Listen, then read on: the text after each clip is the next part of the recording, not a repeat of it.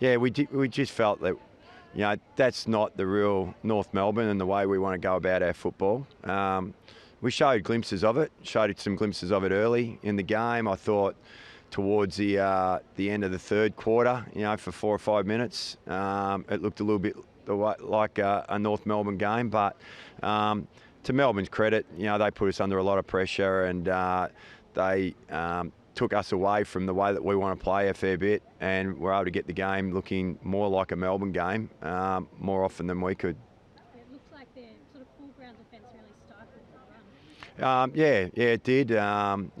We weren't able to move the ball as well as we would have liked, and so we especially emphasised at half time that not to go into our shells, to make sure that we keep taking the game on where we possibly could. And thought in the second half there were moments, we had moments where we were able to break through that defence, but then not take those moments inside our forward 50, which could have just bridged the gap a little bit. One passage of play that springs to mind was to the far side, and we kicked the ball into tails inside forward 50. Late in the third, we kicked that, and I think we're only served goal and a half down going into 3/4 time, but just wasn't to be.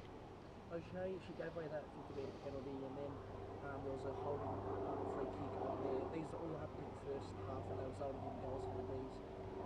It's quite a consequence, isn't it? These free kicks being driven away. And what were your thoughts? Because obviously on the scoreboard it has a big impact. Yeah, it does. It does have a big impact in like relatively low scoring affairs. It wasn't a high scoring game. So when you give away a few free kicks, we spoke about half time that Melbourne at that stage had kicked 3 goals, and we'd gifted a couple of them with free kicks, 50-metre penalties. So it wasn't all doom and gloom. We just needed to try and get the game looking a little bit more like the way we wanted to play it. But unfortunately in the second half, we couldn't do that. Melbourne being comfortably the highest scoring team in the comp, you've kept them to 5 goals. I suppose that's a positive to take out. Yeah, it is a positive. Our defence continues to hold up. Even against the best. We just needed to bring.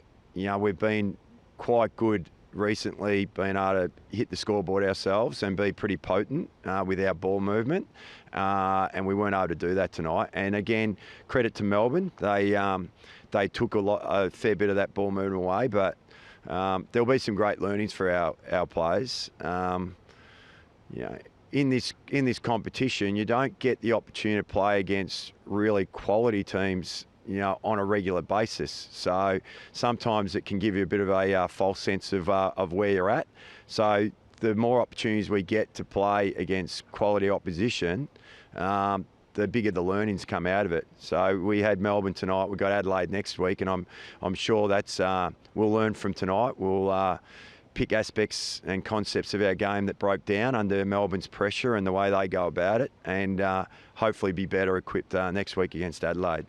You've got Adelaide next, and then Melbourne again, potentially in finals, which could happen. It's unfortunate it's been a bad record for you guys against Melbourne. Lost 6 straight after beating them in the first meeting.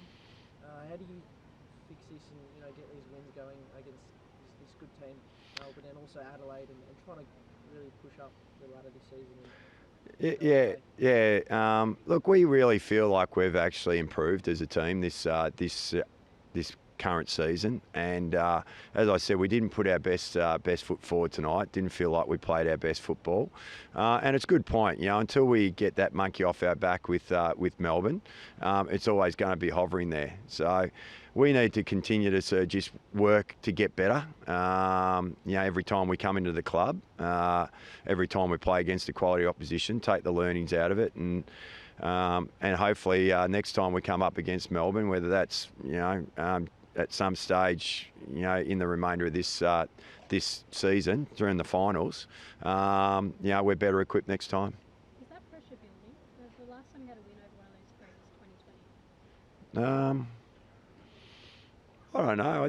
You'd have to. It doesn't. I don't feel like it's building personally, but yeah. And I'd be surprised if the players feel like it's pressure that's not allowing them to play the way they want to play. I think it's just the game itself and what the game looks like, and we've just got to be better equipped to be able to play our way for longer. I think that's what it comes down to. You guys are obviously third, but is the writing on the wall now? Lowest score this AFLW season, and points for is something that it's a bit lower compared to some of the other contenders. Does something need to change a little bit majorly, or is it just minor changes still? I don't think anything needs to change majorly, and at this, we're starting to get to the pointy end of the season, and I wouldn't be making wholesale changes this late in the season. I think we need to continue to just refine things. I know it was against a team that's not vying for finals, but we did kick our highest score, in our history last week. So, I don't think we need to change too much. We just need to keep refining and trying to look at ways to get better. All good. Thanks.